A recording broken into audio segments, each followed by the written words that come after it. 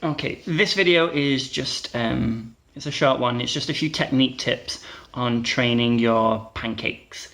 This is assuming that you've done a bit of a warm-up before you've gotten to this stage. But yeah, just some tips when you're actually going for it. A little something I like to do, which some of you that take my classes know, is I like to get a foam roller. A block works just as well, to take some weight out of my groin. Now it requires a degree of flexibility to begin with, to hinge forward enough to comfortably get those hands flat on the floor, which means until you're able to do that, your groin and your hips are taking much more tension to accommodate for the fact that you can't reach the floor. Either that or we do something even worse and we curve down to reach that floor, which again takes it out of the hips. We want to keep it in the hips, but we don't want the hips to tighten up. So by having something elevated in front of us means that I can reach something that I can feed my weight into without taking an unnecessary amount of tension in the area that I'm trying to stretch. Equally, before you start with this, you want to get a block or a series of cushions if you struggle to sit up straight in your regular straddle. This wants to be your starting point, and the reason is we want to be hinging forward with a straight spine.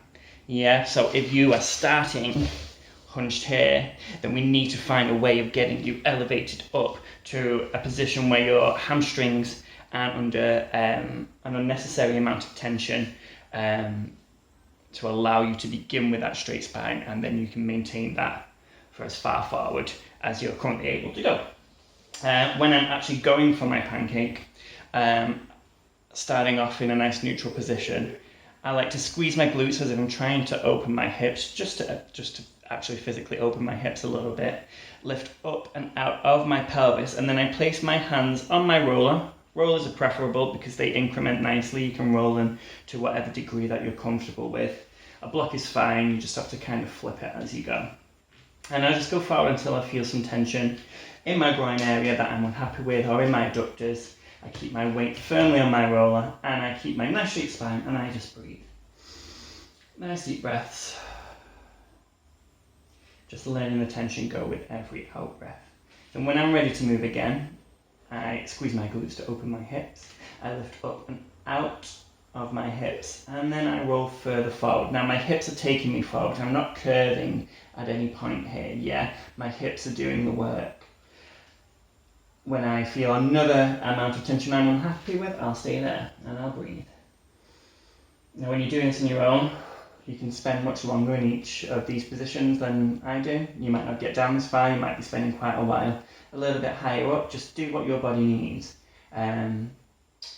Discomfort good, pain bad, usual rules, yeah, you're going forward so you feel a degree of discomfort, and then breathing through it. If you're feeling pain, you're probably not going to let that pain go. You're probably going to be gripping onto it to try and protect yourself. So go nice and easy with this. Probably got one more left in me. I'll do the same thing again. Squeeze my glutes, lift up and out of my hips, and hinge forward from my hips until you get to your maximum. When you get to something you would call your maximum, probably stay there at least 30 seconds to allow the stretch to kick in. But if you apply all those little things to your pancake attempts, you should see much better progress. My final thought is never curve your spine. Yeah, at no point here do we want this. Film yourself doing your pancakes whilst you're stuck at home. If that's you, fix it. Something us teachers see all the time. We tell you not to do it, but it still happens anyway. So find out if that's you and stop it. Hope that was helpful. Thank you. Bye.